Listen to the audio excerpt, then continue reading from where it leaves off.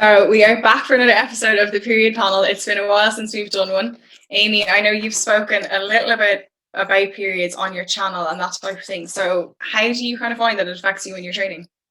Yeah, so it's gas because it's something that I didn't even think about until I got that bit older. And I don't know why, I know we're all a bit awkward when we're young, but I don't think that was ever a thing. Like, it just was never spoken about. But yeah, there's definitely a point in my cycle that I would find it affects me the most, and that's the week before. So things happen like I'd be more Mm-hmm. tired, I feel sluggish in sessions. Even the sharper sessions, I would always feel sluggish, but like I would tell my coach beforehand, like, oh, this is the week, like that. It's literally like, oh yeah, it's that week, you know. So yeah, definitely sluggish.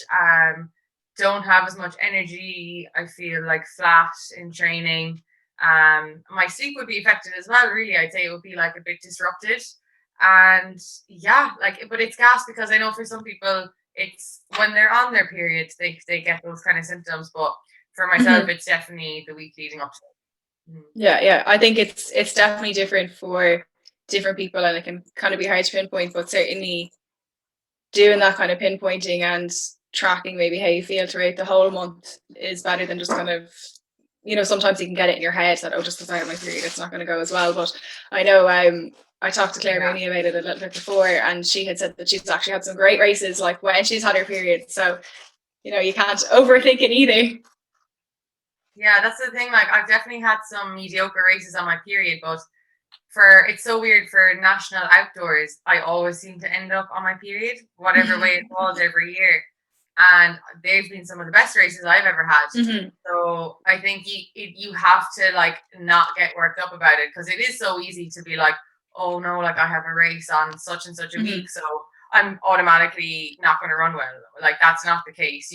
I think Yeah. what I try to do anyway is just like be aware of it, and I'm like, okay, you're probably not going to feel as good as you would like, but that doesn't mean that you're not going to run well. Mm-hmm. Yeah, and I think like what you're saying in relation to just analyzing the whole month, and like for you if it's the week before, for somebody else it could be the week after, because sometimes like myself I'd feel like after the week it's kind of taken a bit out of you and you have to kind of get started and go again.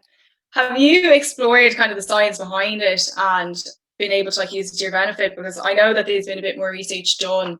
I know the US soccer team have done it. I know, Chelsea football team, like they have done it as well.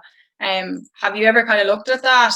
Obviously, like there's a lot goes into it, and it's not necessarily like the done thing still. Like we'd probably get there, but I've looked into it, like I have looked at the science, but for me, what I find really beneficial is apps. And mm-hmm. I don't know, I thought that like everyone used period apps, but like I was talking to my friends in running and some of them don't. And I was like, what? Like Mm-hmm. they're so beneficial. And even the information, I actually use four of them, like, and they all kind of have different information. Something But different. like yeah, literally like just in case. But I find that like all of them they tell you all the science behind it, and they tell you like, okay, in this part of your cycle expect to feel like this, and in this part of your Mm-hmm. cycle expect to feel like this. So like I wouldn't like go delving on the internet for the science behind it. I would use apps for that. Mm-hmm. And I find them brilliant, like, and it's so interesting like reading about it and being like, oh, like that's why I feel like this, or that's why I feel like this. But it's something that I'm actually angry at myself for not looking into from when I was younger. It's only the Mm-hmm. last, I'd say, since 2018 that I started Mm-hmm. looking up about that and actually going back through my training diaries. So what I did is I tracked it on the app on my phone, and then I went back through my training diaries and put a mark on when my period started, when my period ended, and when I was ovulating for every single month. And like there's very clear trends. And I was like able to look through all the years Mm-hmm. and be like, oh, every time I felt really good in a race was more than likely at a certain point in my cycle. And every time I had like a shitty race or a below average race was also a few days leading up to my period. And I was like, that's so annoying because like there might have been some races, like there could be some girls that don't track their period, right? They have a really bad race, they feel bad, they're so confused and upset, and they don't realize, oh, that's actually a few days before my period, and that's just out of your control, you know. So I definitely was like, oh, it would have been nice to know that now when I was younger, like, oh, okay, I actually have a reason for why that didn't go well, you know. Yeah, yeah.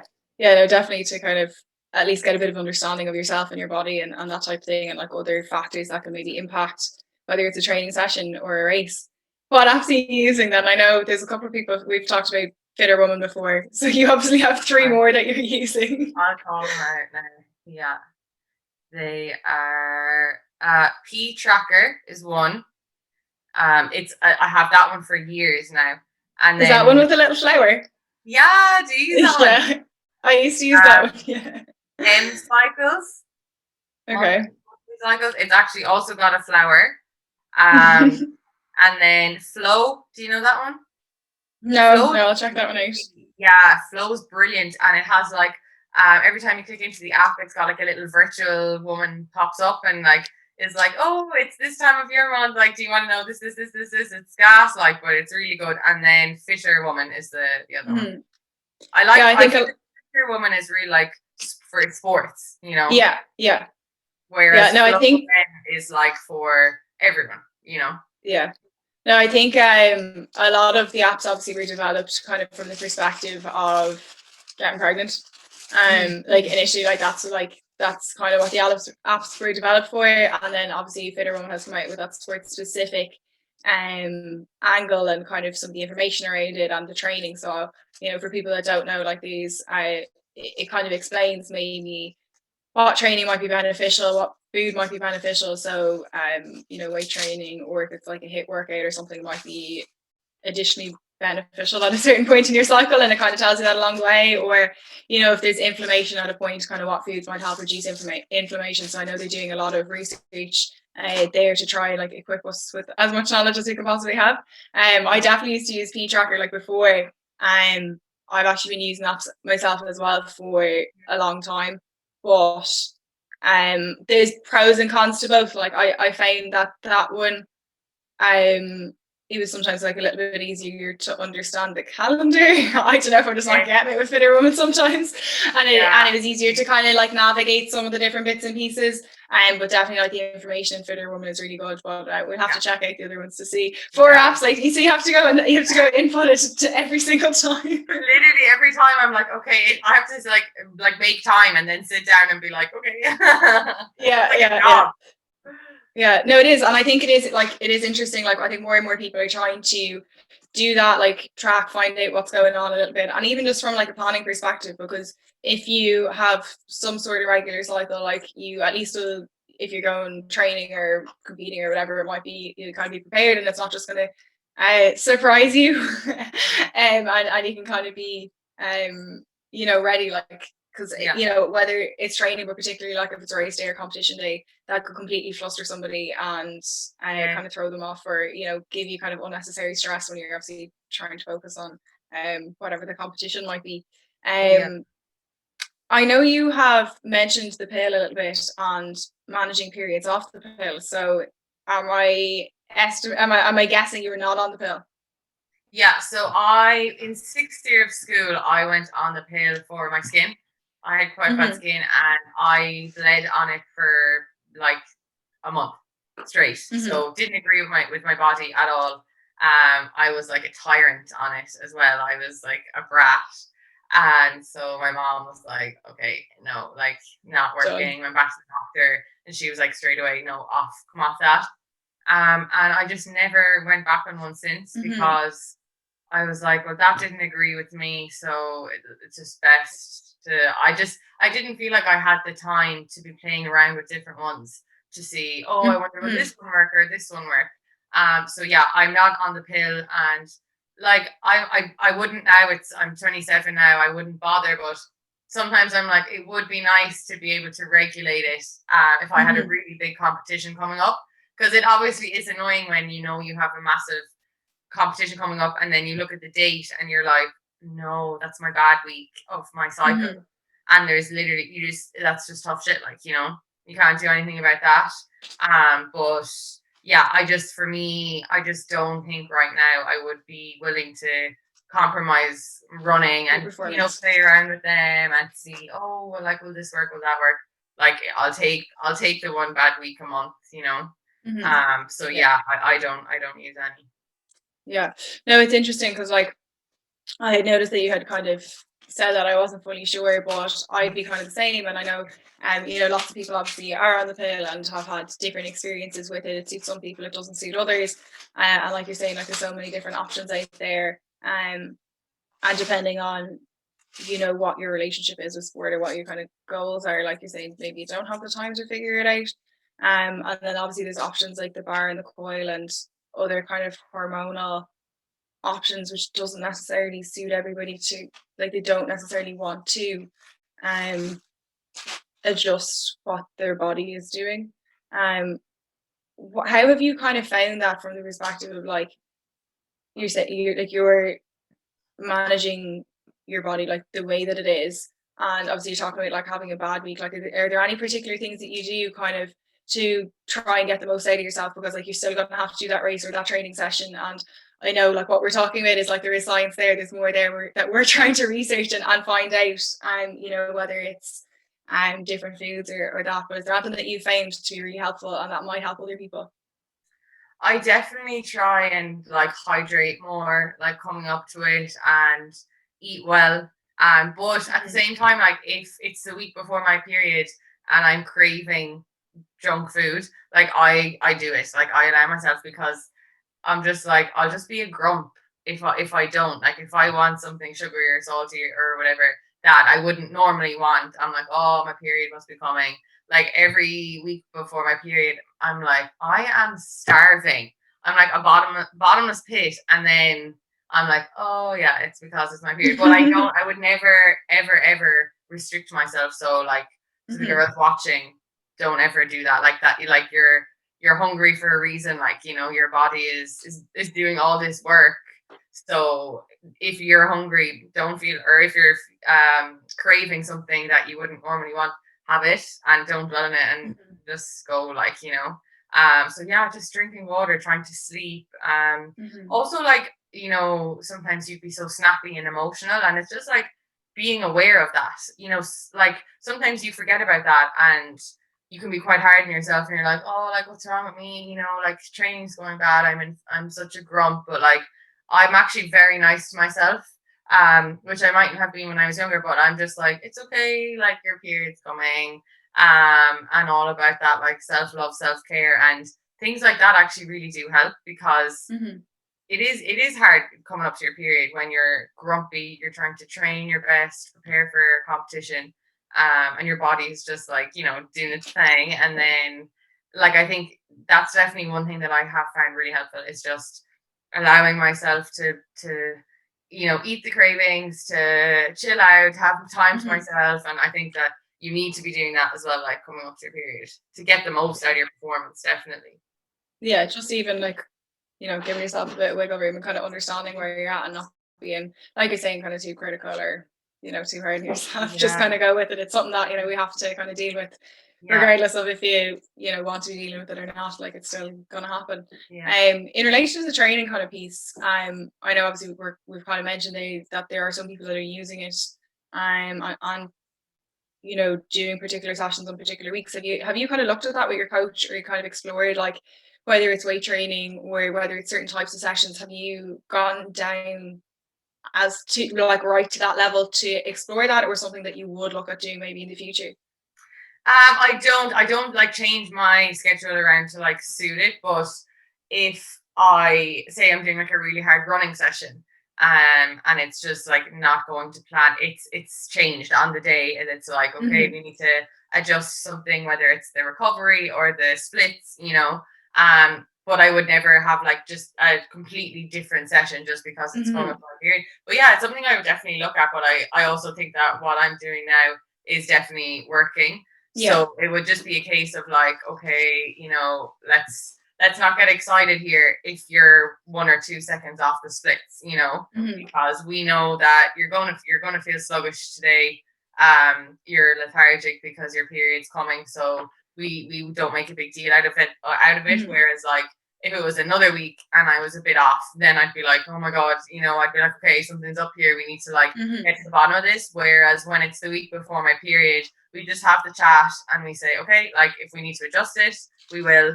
And like sometimes it's grand. You just know in your head, okay, might feel bad, might not. But when you do feel bad, then it's just like, okay, I know what the reason is, Yeah, just about monitoring, and even where science becomes available, maybe fine tuning it. But obviously, what you're doing is working because you've obviously been running faster and faster over the last couple of years. In relation to like your experience with educational periods, what was it like for you, say, in secondary school? I know we're like the same age, so it's probably not dissimilar. But like, what was it like? I mean, primary school, because it kind of starts then too. But what kind of education did you receive? Oh my God, none. Like the usual, the sex talk, like that's what I'd say is went, and it's actually gas. I remember my mom got me, a book about like growing up. Yeah. And I just remember seeing it and being so scarlet and like traumatized. Not taking anything in, like. Oh no. And I was just like, oh my God, like what is this? But like obviously, your parents like would have to chat. I honestly don't ever remember talking about it in school with teachers, and not to mind how it might impact sport. That was never a conversation that was had. Would you be the same? Like, would you have ever? Yeah, like I remember the same. Like I remember like a talk in like 56 class, but it wasn't really about periods. Like it was about having kids. Like to be honest, yeah, literally. I think we were told about periods, but not really that much. And like I went to like both schools I was in were all girls' schools, so everybody was going to experience it. It wasn't as if you're splitting the class and sending the lads out or whatever. But I don't really remember much conversation around it in secondary school either. And I guess like from my perspective, like I would have been pretty comfortable with it, I guess, because like I came from swimming, so you kind of couldn't get around it.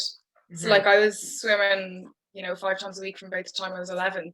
12 probably, but so you kind of just have to get on with it. And if you don't, well, you're not going to swim. So I think it's hard, like depending on the sport that you're in.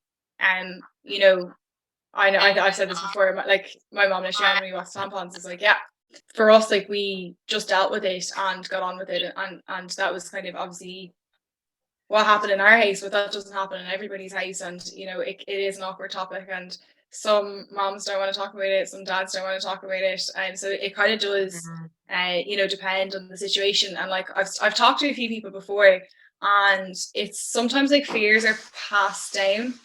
So like I would find like we had to use tampons because we were swimming, but I've met a lot of people that are maybe afraid of tampons, and then that puts people off sport because depending on the sport you're in, it might be the option for you. But like if a mom or a sister has never used them, then the next person in the family or a friend or something isn't almost given that information, because it's like the fear is like passed along a bit. And like obviously what we're trying to do is just put the information out there and like talk about the different products and stuff. And like there's now like period pants and menstrual cups and like all that kind of thing, which obviously from a sustainability perspective, or God, they're not all going to suit everybody, but I think there's more option in it. Like we've tried menstrual cups recently, and like they give you longer time. They're not perfect either. Like none of it is a perfect option, but depending on like the sport you're in, it could give you a little bit longer and not be worried. Like, because I wouldn't have played many like team sports where you're on the pitch for like 30 minutes, then you've half time, and then you're back on for 30 minutes.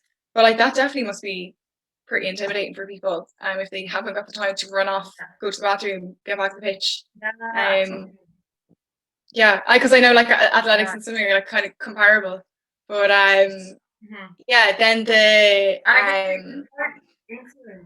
you're easily influenced when you're a teenager. So if you hear someone say like, "Ooh, I don't like tampons, they're gross," then like you're gonna be like, "Oh, are they gross? Like maybe they are. I don't want to use them now," So that's why I think it does definitely have to be, the conversation has to be opened up a lot more. And as you were saying, that like people at home might be uncomfortable talking about it, and then if the athlete is from that background, then they're not going to know what to do because it's not spoken about.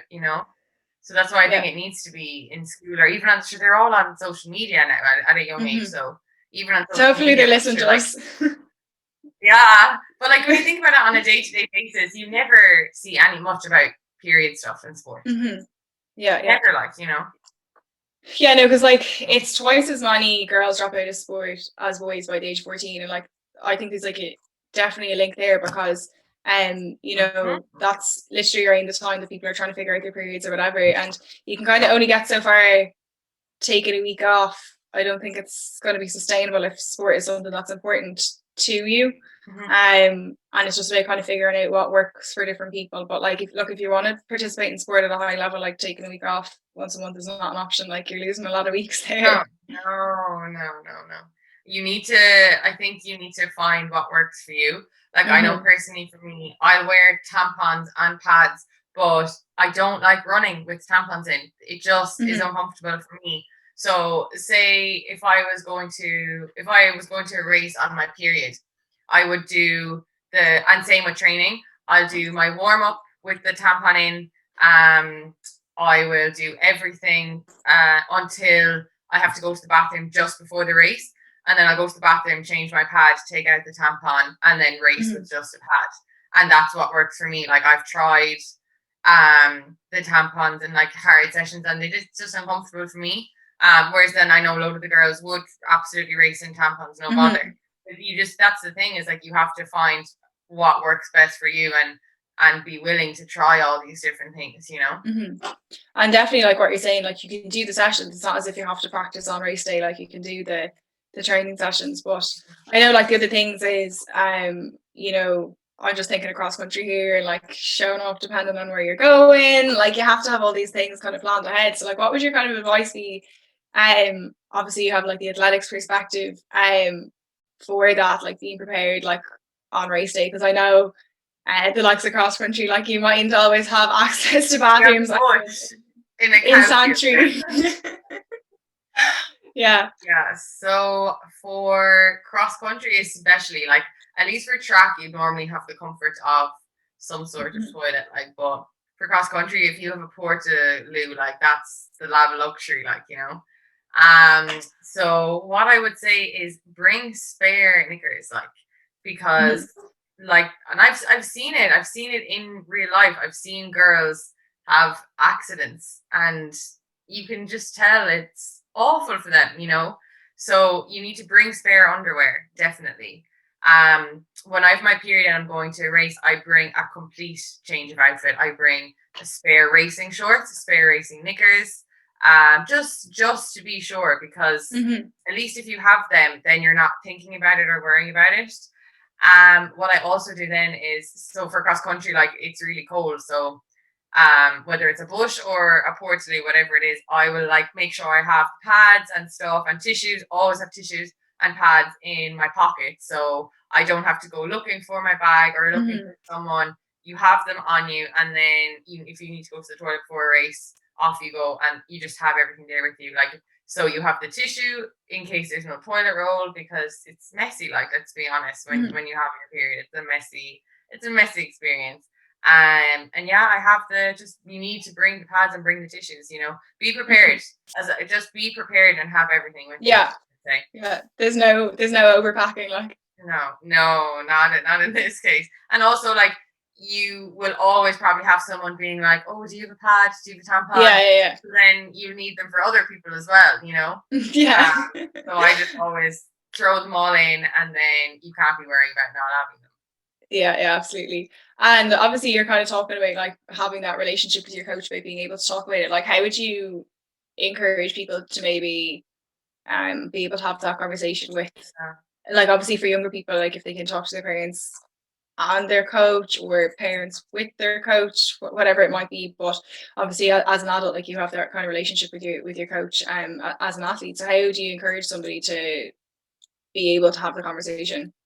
I think it's just about being open and honest, and like, I feel like the longer that you let it slide or kind of make it a big deal, then the more of a big deal it becomes, where it just needs to be a thing where you just say, "Hey, like, you know, I have my period today," or, "Oh, I might have my period for that race." So And I know it's hard as a teenager. You're awkward. Everything's awkward when you're a teenager. But it's just I think, being brave enough to just come out and talk about it yourself, and then it's not going to be this like taboo Hmm. conversation. And just remembering, if you're like, oh, I don't want to do that though, like that's weird. Every girl, every girl has this. It's not. I know Hmm. when you're a teenager, you might think, oh, you only think everything happens to you, but like every single girl is going through this. So my advice would be like to just get it out there as soon as you can, and be brave to do it, because everyone goes through it, and I Hmm. think once you kind of change the perspective on it, and you're like, yeah, actually everyone does go through this. Yeah, Even the yeah, girls that I race that are 10 years older than me, they're going yeah. through this. 20 years older than me, even. They're all going through this. So yeah, I would definitely say, and even if you are very shy about it, talk to your friend about it and ask them to talk to the coach. There's once you're, even if you're, or if you're too shy to do it by yourself, talk to your coach with your friends. That would help. It's always easier, Yeah. with your friends. But have the conversation, because once it's a case of like, once you have the conversation once, it's not a thing anymore. Yeah, it's fine. Like, yeah, yeah. No, I know it's exactly that. Like, it doesn't have to be a big thing, but just to be able to say like, oh, I don't feel great or whatever it might be. Like, it's not a big deal. And the main thing is that like everybody experiences it at some point in their life. You're not the only one. You're not Yeah. unique. Other people have like concerns. Like, obviously, we've talked about different things here, and about just handling it rather than potentially leaving sport because you feel like you can't deal with it. I think there's like a lot of people out there that have gone through it as well, and obviously can kind of give advice. Obviously, if anyone has any questions, send them to us. We'll help where possible. But I know we've talked, like, I think we have both separately talked a little bit about the importance of having your period, but I know you mentioned that like a lot of people in athletics and particularly middle distance, like, don't have their period. So like, what have you kind of seen, and what would you kind of say about that, I guess? Well, I think from what I've seen is it's mainly from under eating and over training. Okay, so it Mm-hmm. seems to be, and like, look, when you're competing in a sport, you're a very driven person, and I feel like sometimes that filters into all areas of life, and you need to have control over your food and everything has to be perfect. When in reality, that's just not the case. It's not the case, and even I remember reading like Bobby Clay's article, where she felt that she was kind of under this impression that when she was younger, if you had your periods, that you were not fit. And like, when you hear Yeah. these toxic things, it's just like, it's a really horrible culture to be in, when you realize how prevalent it is in your sport. But the one thing I would say is, you need to eat. You need to eat. You need to remember that your body's working so hard, and you need to fuel your training. If you're hungry, you need Mm-hmm. to eat, because that seems to be the thing with middle distance runners, is that it's like, oh, well, maybe I need to eat less to get faster. And like, that's just simply not the case. I think also, if you do notice, if you miss one period, don't don't not flag that. The minute you notice your period's gone, you need to flag that straight away. Because I think what a lot of runners do is they miss one period, right? And then it's like, oh, that was a bit weird, but I must be really fit. And then the next thing, that filters into a year of missing your periods, Mm-hmm. and then the injuries start, and then the Yeah. damage is being done. Whereas I would say, if you're training hard and you notice your period, you skip a period, straight away you need to get on that, go to the Adjust. doctor and adjust, and talk to your coach, and definitely just eat. Like, I think it's so important to fuel. And for some reason, there's this like underlying kind of thing in sport, where it's like, oh, well, I have to restrict, and like, I don't know anyone, to be totally honest with you, anyone that's ever happened to. Even the same with my friends, it always ends up disastrous. And Mm-hmm. sometimes there might be a small plateau where you run well for a while, but it always ends up in injury. Come Uh, crashing down. you can Yeah. you can you can see it, like, in every single runner that it's happened to. And the nice thing is that a lot of runners have come out and spoken about it now. Mm-hmm. Um, so yeah, it's just about fueling and reading. I'd say reading about other people's experiences, It's luckily, very, very luckily, it's never happened to me, but I've always had quite a healthy relationship with food, and I have a big appetite. But I mean, it's never done me any harm. And I think there's this fear that it's like, oh, but like I can't. But I think, thank God, that whole thing seems to have shifted now, and more people realize, oh, actually, I'm training really hard. I do need to fuel my body. Yeah. No, look, there's definitely been kind of societal conditioning for women in general, and then I know in particular sports there can be, like you're saying, like losing your period can be more common in some sports than others, and I know athletics is one of the ones that it can be quite prevalent in. And like exactly what you're saying, like food is fuel. We've heard that from lots and lots of different people. And while you might get your period for a little while, like it is a sign that something is maybe not going quite right. And like you're saying, it usually leads to injury and comes kind of crashing down on top of you after a certain point. So while it might be convenient at the time, the short term, yeah, it's usually not. And whether it's now, like I know there's other people we've spoken to kind of from a that are in the scientific background, and they would say like it can have implications in the long term. So for some people that don't maybe have their period, whether it's a couple of months, couple of years, or whatever it might be, if you want to have children down the line, that's it. You're kind of damaging your body already. So it's maybe while it might seem to be going okay now, and look, some people might get away with having a good sporting career, and then they turn around and might want to have a child at some point, and then and things aren't maybe as as fine as it seems. Do you know what I mean? So look, if people are experiencing that, just maybe have a little look at like what you're doing. Are you under eating? Like it's easy to do that. With high volumes of training, it can be hard to figure out exactly what you're supposed to be eating. And if you can't kind of figure it out on your own, definitely talk to a coach or a doctor and see if there's maybe something that can help, because there's also like this, there can be so much going on with it. Obviously everybody's not the same, so you might even find that something else is going on that you need to know about as well. But I think it's definitely good to talk about it, and for people to know that it is important to have your period. Have you any other final words of wisdom for everybody? I think we've covered a good lot there. Yeah, we've covered loads. Just listen to your body would be my main thing, and I think you really hit the nail on the head there, where you like, when you lose your period, that's a warning sign from your body. It's not something to be like, oh, this is cool, I must be in really good shape. It's your body saying, hang on, something's up here, you're pushing me too hard. And I think once you realize that, like, it's not something to be like kind of flexing on, it's actually a warning sign from your body. And it's the minute that starts to happen is when you need to look into it. You don't need to see, can you push more and more? That's when you need to stop and actually pull back and say, okay, is my diet good? Is my sleeping good? Am I doing everything right here? So yeah, I'd say you just have to listen to your body, and especially when you are training, and also remember that all girls go through this, and it's so natural and normal. So there's no need to be ashamed or embarrassed by your period, because there still is a little bit of a stigma there. It's definitely a lot better, but like there still is like a, oh my god, periods, so yeah, just remember that everyone goes through it. And also it's like, if you're uncomfortable talking about it to someone, message someone like your page or me or anyone, because like we'd be more than happy to talk about it. Yeah, of course.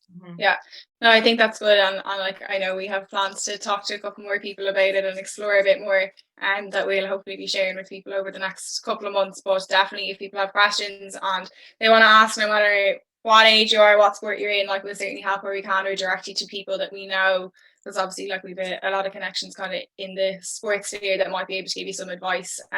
Definitely try all the apps and just start, like you're saying, evaluating your body and understanding kind of what's going on. But thanks, Emil, for taking the time to chat about all of this.